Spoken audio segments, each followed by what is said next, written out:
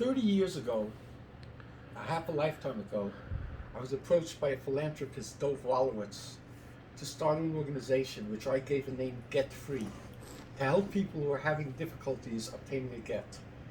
And I'm happy to say that it's now 30 years later, and I still have a phone number that rings to me, 718 New York City Get One, where I offer free help to people who are having difficulty with the get. So nobody can accuse me of being insensitive, because in my time, I literally helped several tens of women who are having difficulties obtaining a get. However, at that time, as things proceeded, I realized that there was an increasing feminization of the system. There's a saying, the way things happen by the Gentiles has a profound effect on us. And therefore, as there started to be the push towards no-fault divorce, so things were happening in the Jewish community as well. So I want to just give a little bit of a background to this. Rabbeinu Tam in the Sefer Hayosher, Hamiyuchas Rabbeinu Tam, says as follows: a mushal, an allegory. God is like a tree trunk. Next to the tree trunk, there are only a few branches, relatively few branches. As you get further and further away from the tree trunk, there are many more branches. This means that in many institutions in Yiddishkeit, there are truly only relatively a minority who get things straight. Those are the things that are close to the tree trunk. They're not necessarily popular, but they get it straight. And then you go further and further out, and there's vox populi, what the masses think about. Now look, let's face this. Do we have problems with kashrus? Every so often there's big kashrus scandals. Do we have problems with kids at risks? Do we have problems with people not getting into yeshivas? Do we have problems with any number of facets and aspects? Tznius, crazy shekels, tight clothing that our grandmothers would blanch if they would see the way their granddaughters are dressing. And I'm talking about Haredi households. We have major problems, okay? Why should somebody think that in the area of Jewish divorce, there it's beautiful, there are no problems? Why should people think that when it comes to what they did, there's no problems, when the Talmud tells us that in Messianic times, one of the main reasons for Mashiach Nakam is going to be problems with what they did? When I had a young Dayan, who's a head of Bezdin, an up-and-coming fellow, we have our disagreements, but he's an improvement over some of the stuff that's going out there, but he's still, I believe, with the best of intentions, he doesn't have it right. And Rabbi Avi Khan got on my radio program and said that he believes that first of all, he said it on another program, he said he believes there's corruption in Bezdins, he believes that Bezdins don't put in enough time to trying to make shalom bayis. He believes that the Torah thing, when you hire a lawyer to say all kinds of twisted things and teach the people to fight and everything else, it's a lot of strum and drang, tumult, where everybody's getting rich and doing getting the best is $10,000 or $15,000. And here's the big kicker. Would you assume that if the population is 50% men and 50% women, sometimes the man should be right and sometimes the lady should be right? Let's say men are more Neanderthal than women. As Ronald Reagan once said, they're like cavemen without the women being cavemen. Let's assume that's true. So 70% of the time, the women are right. But 30% of the time, the men might be right. So how come it is today that I could challenge what they did? When was the last time you told a woman, I'm sorry? It doesn't rise, not only doesn't it rise to chayav legash, you are obligated to give a get, but it doesn't even rise that we should send you or give you a letter. You know, they're not going to be shalom bayis, so they tried for 6 months. She tread water because her advisors told her, you tread the water. Then you come back to bed and say, I still don't like him. And then they give a letter. The best thing is they should split, such and such. What are you doing? There is now a pandemic of divorce. Ein bayis asher ein boy messed up. There's no family in Klal Yisrael that does not have relatives who are going through a divorce of all ages. They could be married for 6 weeks, they could be married for 6 years, they could be married for 36 years.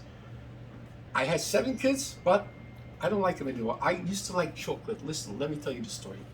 I was 20 years old. I only went out with 4 people. I thought he was a nice guy. I was swept off my feet. Then when I marry him, I say like this: he's insensitive, he's absorbed in his work, he doesn't diaper the kids, I don't like him, he's insensitive to me, he's mean, he doesn't know with the kids enough. Are those reasons of Chayv L'Garsha? Guess what? Sorry, no. But what do you mean? So a fellow calls me up the other day, a very bright young man, he's around 30 years old, and he says to me, B'zeh Lashon, listen, the woman fell out of love with him. That's it. That's the way the 30-year-olds, that's the way they think. They fell out of love. He says, if she fell out of love, you're supposed to stay. So I said, listen here. The difference between me and you is, I grew up, I was 6 years old when it turned 1960.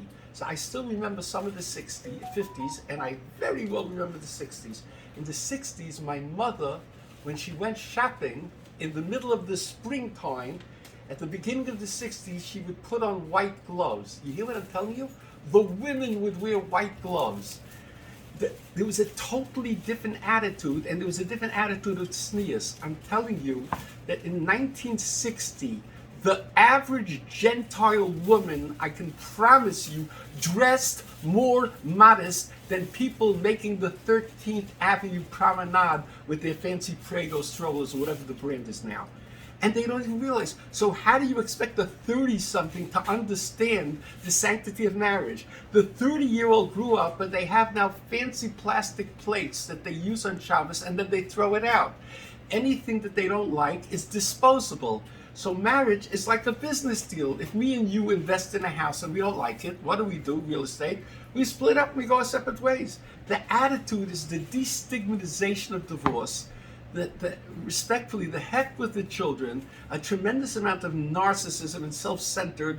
It's a capital I. Now, Dr. Laura Schlesinger, who was on the radio 10 years ago, she was one of the top radio hosts. She, coming from a quasi-Gentile background, whatever it was, certainly not religious at all, she became, whatever her story is, she understood, you made a deal, you got married, you have kids now. Divorce is really a last option. The Gentiles, 30 years ago in this country, the religious Gentiles started to see that there's an ever-increasing amount of divorce. And states started to do something called no-fault divorce. That means I have no reason. I fell out of love, chocolate, vanilla, I don't like them today. I go in, we split the property. The doctor worked like a dog for everything, but we split the property. So there's every impetus for the woman. She does better financially when she has control of half the money. So, by the way, the last state, strangely enough, in the Union, only 10 or 15 years ago, less, to make no-fault divorce was New York State. Before that, the Gentile society 25 years ago, half the states and more understood, you don't just separate. There were whole divorce trials. You had to have constructive abandonment, adultery, this, that. It wasn't easy because the Gentile understood that you can't destroy families. Now, what the Gentile court system understood, the Bezdin doesn't seem to understand. You know what the Bezdin understands? The Bezdin understands like this. That the main people in Israel who do Gittin are the Rabbanut. The only other ones is Reb Nissan Karel's Bezdin and maybe a few Yechidim, but that does 1, 2, 3 a year. So if somebody wants a get, they have to go through the Rabbanut. Now, the Rabbanut Dayanim in Israel make a fortune. They make, I was told, $10,000 a month. It's a peachy job. It's a tremendous job. Now, to get that job, you need political connections and everything else. Okay, now the way it works is the Begatz, the Supreme Court of Israel, has a big impact on the Rabbanut and the Bezdin. They really know, okay. In addition to that, the Knesset has the input. In addition to that, the feminist pressure. So the Rabbanut wants to get it done. Guys want to hold on to their jobs, etc., etc.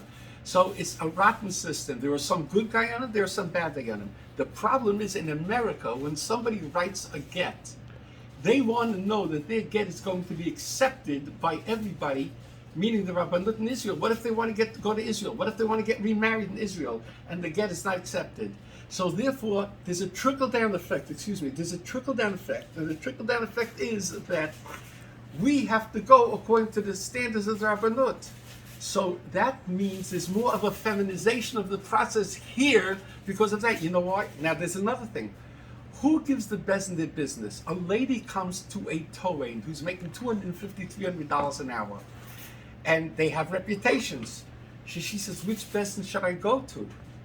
They push the business to the Bezdin. If the Bezdin doesn't cooperate, the next time the Tohen won't go to him. The Tohen is getting paid to get this woman a divorce. So then Negias, right off the bat, there's something wrong. So this is a system. So you ask Rabbi Avi Khan. So Rabbi Avi Khan's Bezdin does not allow Toanim. Is there any concept in Shulchan Aruch even about Toanim? Listen, I'm not the most halachic expert, but there is a concept that there are various people, various gedolim, various poskim who say at this point, certainly at this point, that the Toanim system is so out of hand, it's so crazy, they're teaching them so much stuff and it's breaking up families. Come without your Tohen and do what you want. First of all, even without the Tohen, the women today call up these whole sisterhoods of people who are encouraging the oh, Mamali, you've been so put upon. The lady looks at lists. The lady's like this. I was innocent. I didn't know, etc. She's innocent. He was this, he said, that. But it's worse than that. I look at my friend, and I think my friend's husband is handsomer. He makes more money. He's kinder to the kids. He's not so grouchy. She's having a panacea. I'm not. The ladies think like that. And therefore, they really think that when they have 4 kids and now they're divorced, they're going to get a Zivik Sheni. I mean, the men are just knocking down the doors to get married to them. That's why they're not getting fabisten and they're not all meeting and having Shabbatonim and commiserating. And then, I'm sorry to say it, but subconsciously, when they hear that their friend is a little bit, instead of telling them, it's Gehenna, I was stupid, we should have worked harder on Shalom Bayis in some of the cases. In some of the cases, the men are whack jobs, there's no question about it. But not in such an overwhelming majority of cases. 95% of the initiators of Gittin, but they didn't according to Rabbi Khan, are women. 95%. There's something wrong with the system. It's a feminism. So instead of telling the lady, don't do what I did, no, misery loves company. So let's make it ever increasing. So we have a major problem over here. Now, we have to understand something. What's wrong with the lady? I want to play devil's advocate. Here's a lady. She was a nice, sweet Beis Yaakov girl. Everything fantastic. She was a nice girl. She's sweet. She's edel. She's basically frum and everything else. And Taka, the guy, has rough edges because, like the Stipler said years ago, a woman is not a roommate in the dormitory. It's not a shtender, etc., etc. And we don't get enough premarital counseling. That should be de-record, should be obligated to get in-depth how to deal, husband and wife. Each of them should have a 3-month course, as far as I'm concerned. Where's Agudas Yisrael? Where's all the do-gooder organizations to start to mandate this? Where are the Rabbanim to say we will not be Masad Kedushin if there's not a 6-hour course? It's not driving. You need a 6-hour course to get a license or for insurance purposes. But for this, where is the seichel? Where's the seichel in this? But, Gittin will go. Everybody's doing it. Will encourage your courage. You know what this is doing to the kids and to the families and everything else. You know, I want to tell you something else. You know how many averos it's costing? When a woman does not deserve a get and she gets a get, and her husband is stuck, and he's been violated financially because of the secular court system. Okay. And he's been alienated from his kids, and he doesn't have female companionship. What is he going to do? He's going to remain an angel? I want the ladies to know, Rabbeinu Yonah says that when a woman dresses not sneistic in any way, and tight clothes that accentuate the body, I'm sorry, but according to our religion, it's not sneistic. A lot of the clothes. And shaplich, which you look better than the girl, the shaplich like this, Rav Elyashiv says it's not Das Yehudis. I'm sorry, Yehuda Lev is a Kanoi, he's a Michigan, etc., etc. But that's our religion. If you don't like it, start your own religion. Call it Haibi, but it's not Yiddishkeit. So a lady goes ahead and she's walking in the street and she's not dressed sneistic. She's eye candy, she attracts attention. Says Rabbeinu Yonah, the same place in Gehenna that the man is going to go to, the woman's going to also land up there because she was a goyim. This is what it says. This is what Rabbeinu Yonah says. The Chavis Chaim speaks about it. What am I saying? I wonder what's going to happen after 120 years. The lady comes upstairs, and Chaim Yankel put out a shingle because he didn't want to be a 4th grade Rebbe. So he decided he's going to have a business. He puts out a shingle, and before you know it, he's popular because he's like a chiclet gum machine. He's making the gittin, etc., etc. And then after 120 years, Chaim, the Bezdin guy, and Susie, who got the get, come up to the Shemayim, and they say, you know what? You're going to go to Gehenna. You know why? Because Moshe David chveisvos, where he did something he wasn't supposed to do. He was single for 10 years, and he did Averis. I'm not so sure that the Bezdin and the women are not going to be held responsible to a certain extent. Because the Vilna Gaon says, din v'cheshbon, din is the Aveir, and cheshbon is the ripple effect. And God makes a ripple effect. You're killing people, you're killing your kids, you're killing etc., etc. So now let's get to the halach of Gittin. 10 years, and around 6 or 7 years ago, there was a major case called Prod Father, and people went to prison because they used physical force to obtain a get. If you remember, it was a phony get, it was a setup, it was a sting. Now, what happened after that? The FBI went to a lot of rabbis, choshev names, which I don't have to name. And the rabbis who were involved in this got very scared, and guess what? Nobody was beating up anybody anymore. You know why? Because the government stepped in. So we stopped that form of coercion. And there were serious shilas of the gittin that were given in those days of beating up. If they're kosher or this Aisha I'm saying, we're not going to get into that. I'm not the paisek. Okay? Now, what happened now? Now what happened is as follows. A rabbi in the Syrian community who was a tremendous darshan, a very sweet person, beautiful. I'm not going to mention his name here. People who want to hear it, they can hear it on my radio program. My radio program, I mention names. So this rabbi has a cousin. And this cousin was not getting a get for a few years. So the rabbi put in the Sephardic community news, encouraging demonstrations against the person. And there were very vicious demonstrations with throwing eggs and with screaming and yelling and cursing and tying up the phone lines of his parents so they can't do business and this and that and that. There was a threat with a gun. One of the Sephardic chevra had a gun and he threatened the husband also. Okay?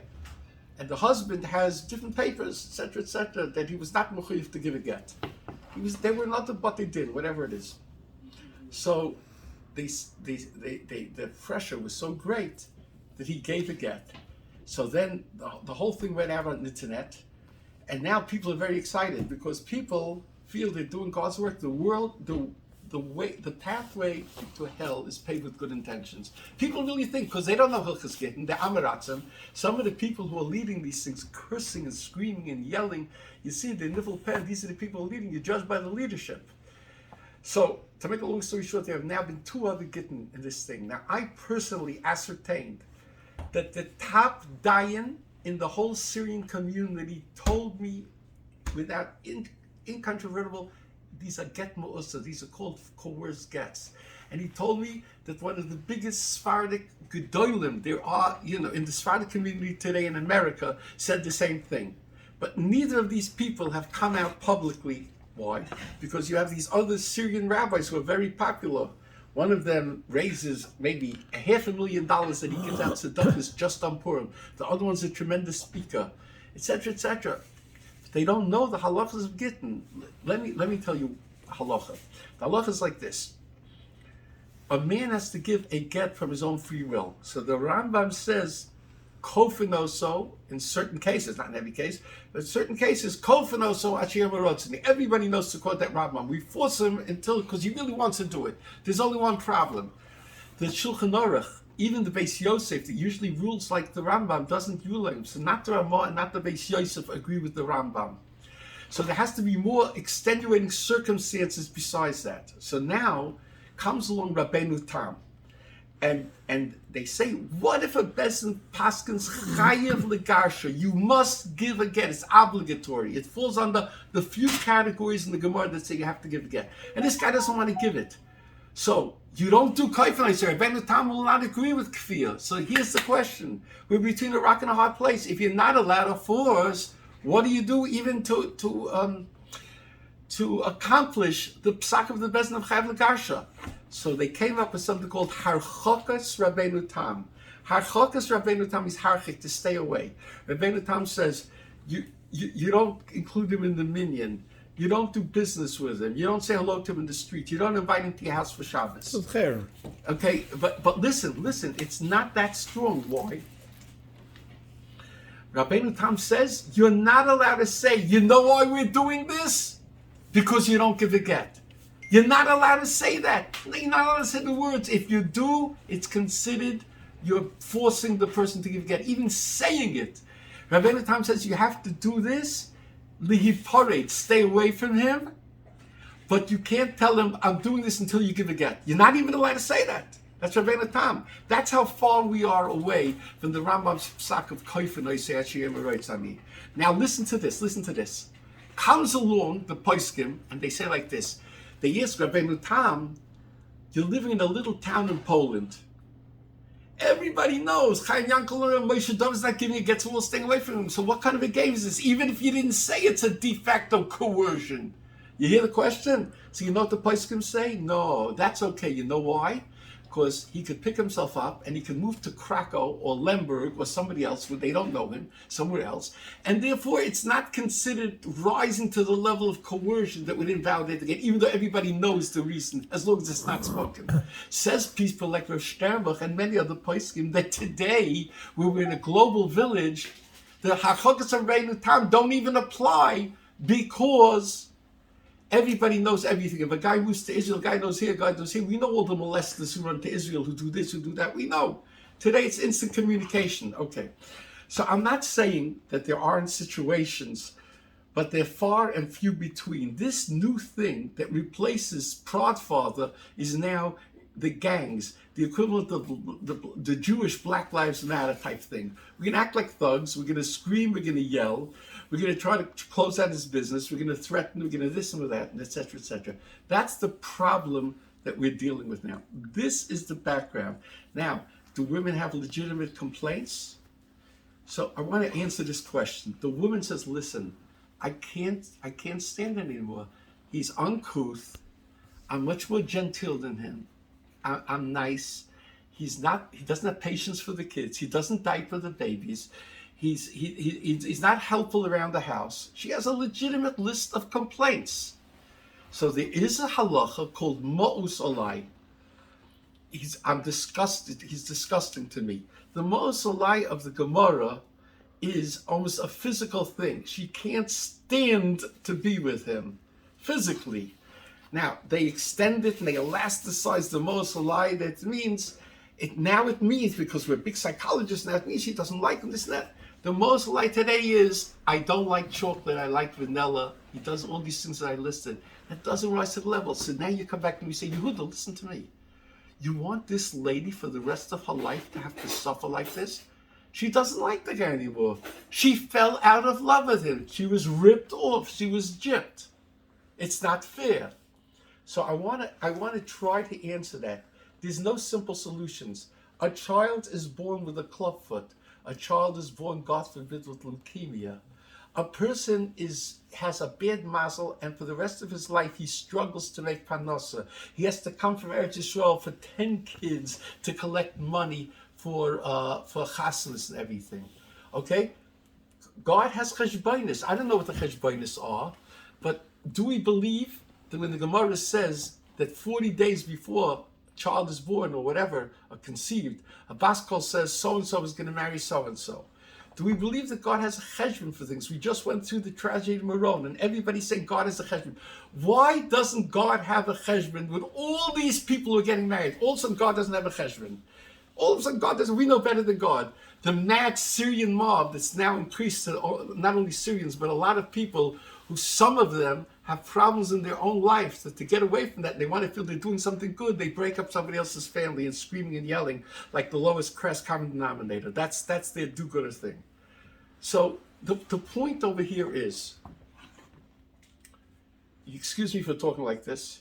I'm allowed to talk like this because I saw a video of Rabbi Leaf, and Rabbi Leaf was sitting giving a shir, and he started to sing a kratzmachnigin, and he said, "What do you want from me? I'm an American boy." It was very sweet, it's very cute. Rabbi Leaf was very down to earth. So I'm allowed to say it because he put it was on the video and everything. You're going to stop singing Christmas songs now? What? I'm not going to sing Christmas song now. I'm going to use a Christological term. By the Goyim, when they say Nisayon, they say it's his cross to bear. Everything is the cross, you understand? It's his cross to bear. So I would say, listen, some people, poverty is their cross to bear. Excuse me for talking like that. I'm just saying, it's their Nisayon, it's their challenge. I'm using it in a secular sense. Their challenge is to make do, to really work in Shalom Bayis. And you want to know it's hard to work in Shalom Bayis because today, just like there's a pervasive feminism in the secular world and in the world of psychology, and there's you feel good. You have to feel good. You have to put yourself before your children, before your family, before your husband, everything else, etc., etc. So the truth is that half or three quarters, or maybe even 80 to 90% of today's psychologists and social workers have been schooled with a feminist twist. You understand that the chance of shalom bias, when you take somebody to shalom bias and you emasculate the man, you emasculate the man. You emasculate. The woman goes in, she just piles on him, piles on him, piles on him. And it's all about the man begging, and the social worker is busy joining the woman halfway, three quarters of the way. That's not called shalom bias. That is not called shalom bias. Shalom bias is ein the isha kashera ela oiser tzang baila. A woman should be oiser tzang. Does that mean everything? She's not a shivcha. There's a balance. But we're way to the extreme left. What are we leaving as a legacy? What are we leaving as a legacy? And why is it that when you go to an Aguda convention, they talk about this, they talk about that? I don't even know when they talk about if anything improves. But it's like the elephant in the room is the dissolution of the Jewish family. Did I tell you 30 years ago, the devout Christians in places like Louisiana in the Deep South realized there was a problem. So they started to make something called covenantal marriages. That means not a regular marriage that you can go to court and get a no-fault divorce, but it's covenant. That means there's a bris. It's a higher level. So the fact of the matter is, marriage by us is called bris nesu. It's a higher level. Chachma b'goyim taimen. We have to believe when the goyim do certain things, they have a chachma. When I was running for mayor in '85, with this Akum I was running for mayor in '85, and I went to the Shiurim Mitzvah Bahalacha, Rav Shlomo Baron, one of the biggest poskim.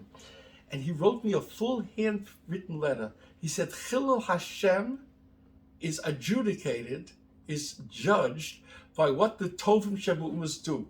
If the Gentiles, the best of the Gentiles are doing something good and we don't do that good, he said, then that's a Chilul Hashem. He was talking about voting for low-life politicians to support abortion and all kinds of schmutz. But this applies in every area. The Gentiles understood 30 years ago they have to make covenantal marriages. There's a big problem with no-fault divorce, with this kind of secularization, disposable marriages. We don't understand it. And when was the last time you heard a dress about it? When was the last time you heard that the Rabbanim should say, or the Batei should say, I'm sorry. You have to make shalom bias. It doesn't rise to the level, go home. If they would do this 50, 60, 70 times, if they would do this 20% of the cases that come before them, instead of issuing ultimately letters, there's no such thing today as a woman should go and not get a letter of some sort. And with that letter, she screams, Aguna. Aguna is not that. Aguna meant when a husband was lost at war or something like that, or a problem like that. Now Aguna means anybody who I want to get on demand, I didn't get it. Now, so let's get to Rabbi Gestetner. So that's why people come out against Rabbi Gestetner. They're not coming out against Rabbi Gestetner because of a kin case that started 17 years ago. Rabbi Gestetner was the first one to have the guts and the emes to say in public what those Sephardic leaders told me in private, that I'm testifying, that these are get ma'usas, that there's shalav ashes ish, etc. Rabbi Gestetner said it in public, and he wrote it in a letter. So therefore we have to squelch him, because if he proves to be right and the other rabbis start to join him, then we might not have get by the mob rule. So that's why they're going after him. Now Rabbi Gestetner is a right-winger, and he might seem extreme to some people. And guess what? I'm saying this. He might make a mistake occasionally. Nobody's perfect. A lot of people make mistakes. But if you want to know what breeds Rabbi Gestetner, it's so much of the left-leaning stuff. This is a reaction to left-wing stuff. We've got to come back to the center. And so far, if I had, God forbid, if I had somebody who I loved, who was close to me, a relative, and he had to go to a Bezdin, I promise you, I do not know a Bezdin today that I could trust that is not feminized and will be a Bezdin that says to people sometimes you got to go home because it doesn't rise to the level. And if we don't fix this up, it's going to get worse and worse. And this mob scene is a terrible, terrible thing. But what are the solutions now? What has to be done to fix this mess? So let me make this very clear. I want to say that I believe, in proportion, that the women are somewhat more right than the men. In other words, I don't think it's really necessarily 50-50. I could understand that In other words, there are more uncouth men than there are unrealistic women. But I think it might be 60-40, but whatever it is, but it's not 95%. That's crazy, that's got to stop. So the first thing I said earlier is, we have to have de rigueur. Nobody should be Masada Kedushin. And a girl should not be able to get just kala classes, but kala classes just about the halachas of Tahara, without a 3-month course done by professionals, Rabbanim, the Rebbes, the right people, and Chachma B'Goyim Taimin. There are certain things that you could take from the Gentiles in this. You should know in good, devout Catholic places, they also realize this. Since Catholics don't believe in divorce really, even though most of them do divorce, but according to their religion, they're not allowed to, which is not our religion. But therefore, in a lot of devout Catholic places, they have a lot of courses on these things, to know how to speak and how to deal with frustration and how to de-escalate. Then there's another idea. The Lubavitchers have a good idea. I'm with them. They have something called the mashpia, that before a Lubavitcher couple gets married, they have a man and woman are going to be. I believe that Rosh Hashivas has come to a time now when you see such a pandemic that you say, I'm not going to be Sadik Kedushin until A, you do the course, your Kala did the course, and you and her decide in advance not which bezdin you're going to go to for a divorce. I'm not talking about prenuptials. Which mashpia, husband and wife, I don't care if this has to be paid. I don't care, let them paskin, you could do it from chasna presents, from maisa money, it doesn't matter. But as soon as something starts, it was designated before the marriage. That should be the prenuptial, that they should go to these people, and these people take a chrys, and without that, there shouldn't be any siddur kedushin. If there's a will, there's a way. It says in the pasuk that we say by davening from Tilim, Torahs Hashem machkivas pesi. The Torah of Hashem makes the simple person smart. So a wag, a sharp person once said to me, where's the machkivas pesi? Why these are such hard ideas to come up with? You can come up with these ideas.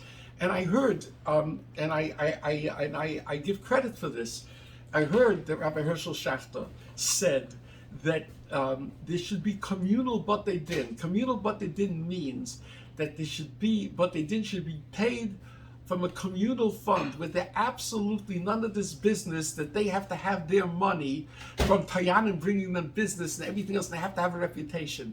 There should be communal batei din set up in every place, and it should be that the people don't have to pay the money, or maybe there could be some kind of way that everybody pays a certain amount to the communal bezin, but there's no Tawanims and there's stuff. The whole idea was that there's no negias. And therefore they could be very, very objective. Right. Okay? And again, these dayanim, the fact that they know how to learn Sharsha Naga Chasapara does not mean necessarily that they themselves, I remember many years ago, Rabbi Vigdorilla, my mentor, was summoning me, and he was telling me, this was in the mid-80s, 87 or so, Parnasa, he said a lot of people for years, tens of years, were coming to him for Shalom Bayis, and he was getting older, and he wanted me, I promise you, he wanted to send me all his Shalom Bayis cases. He said, I'll make good Parnasa, and I'll get a good reputation, everything else. I said to him, Rebbe, what about my own Shalom Bayis? I was 32, 33, I didn't feel confident. Okay, so he started to laugh and this and that, and he told me whatever he told me. It's not the point. The point over here is not everyone is roi to sit on this thing. They have to have a sensitivity. They have to have insight in order to do it. The fact that they know Hilchas Kashrus or Hilchas this is a whole different thing. And by the way, you know who told me this? The young rising Dayan, Rabbi Avi Khan. Avi Khan told me, he says, a lot of these things, he said, what they did today don't really sit. They don't have the patience. They don't want to get into the real long-term solution of the Shalom Bayis thing. And this is a big problem. So we've got to have the right types of people with the right types of training. Dayanim, but with the right types of training. Working with people with psychologists and Shalom Bayis who are not feminists, who are not busy telling the women, no, your feelings, your fulfillment, your like. The people, you judge a movement by its leadership. So there's this guy, he's very proud of himself, he's all over the internet, he calls himself Mexican Pacino, a Sephardi guy. There are different things of him cursing and screaming and yelling and threatening. He means nice, etc., but he's an Amoritz in Halacha, and he's riling up the crowd. And then you have the female version. She puts out a video, Flatbush Mama puts out a video. I call her Flatbush Mama because she's not a girl. She's in her 30s, shaming her. She's the mother of children. She's not a girl. This is part of her psychological problem. She's not a girl, okay? She's a mama. And she wanted to be the mama of all politics, and she fell on her face. She got 400 votes when she was running for district leader, whatever it was. But she's a very ambitious person. And she put out a video a few months ago, which I'm happy to say that I recirculated it in the last 2 weeks and it really picked up, in which she says, I wouldn't allow myself, I would just go on with life, etc., etc. How are people I using will it? be an Ashish Ish, I will be a Zaina, I will be Mazana. That's what she was saying. Yeah, she just said it didn't in use her the own Hebrew video. words. Right. It's disgusting. And for people to associate with her, then you have a video of her with another winner. You have this woman, Amber Adler, who is an alien to our community standards and values, who already a year ago or something like that in an interview said she's pro-abortion. Okay, this is her family values, who drags her kids all over to the black community, the Pakistani community, everywhere else. She throws these two kids like the window dressing, schleps them all over, has them giving out literature, which b'chlal is not the right thing for a mother to do with kids that age. Sitting on the She's floor. super ambitious, very nice, etc. And she's running for political office. The problem is that she has alienated the kids. She does not let the kids speak over the phone to the father who's stuck for 10 years in Canada because of green card visa problems. A woman like that, a woman who is so ambitious and screaming and ranting and raving in a partnership with Flatbush Mama, it's on the video, that I'm going to make laws against this and the men and this and that. This is not Yiddishkeit. First she should go, she's an alien. First she should go and learn Torah, learn values. But she's not. She shouldn't be a leader of anything. She should let her children speak to their father. That's the Torah requirement. And shame on the Beis Din of America, because she had a feminist lawyer that coerced the Beis Din of America to back off and not allow the children, or I say not enforce that the children should speak to the father. This is outrageous, and I want to urge people, we vote for this kind of a thing. This is like voting for Flatbush Mama or AOC. This is AOC Jewish style, these people. We don't need this now. We have enough problems with the breakdown of family values.